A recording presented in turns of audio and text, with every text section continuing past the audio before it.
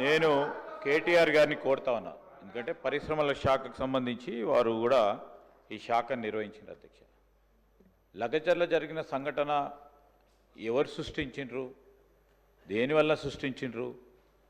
ఈరోజు ప్రభుత్వం ఒక సంకల్పన చేస్తే అది కూడా ముఖ్యమంత్రి గారి నియోజకవర్గంలో అభివృద్ధి జరగొద్దని ఎవరు ఆలోచన చేసిండ్రు? ఎవరు రైతులను ప్రేరేపణ చేసిండ్రు?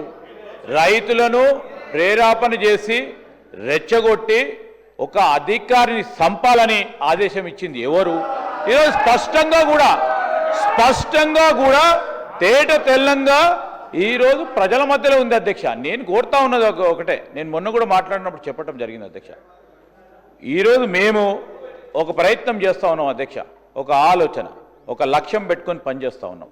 ఆ లక్ష్య సాధనలే తెలంగాణ రైజింగ్ అని పెట్టి ఈరోజు యావత్ ప్రపంచంలోనే ఒక తెలంగాణ మరి మన భారతదేశంలో ప్రధానమైన ముఖ చిత్రంగా నిలబడాలని ఆలోచన చేసి ముందుకు నడుస్తూ ఉంటే అనేక సందర్భాల్లో కోరినాం, అభివృద్ధికి అడ్డు రాకుండి, అడ్డుపుల్ల లేకుండి, రైతులను రెచ్చగొట్టకుండి, రైతులను రెచ్చగొట్టే ప్రయత్నం చేస్తే మీరు మాకు కాదు అన్యాయం చేసేది, రాష్ట్ర ప్రజలకు అన్యాయం చేస్తూ ఉన్నారు, ఆపు చేయండి అంటే కూడా వినలేదు.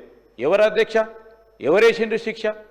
వారికి సంబంధించిన మాజీ శాసన మండలి సభ్యులకి శిక్ష ఎవరేసిండ్రు అధ్యక్ష? ఇది కూడా మేము కాదు, మేము కోరింది అది.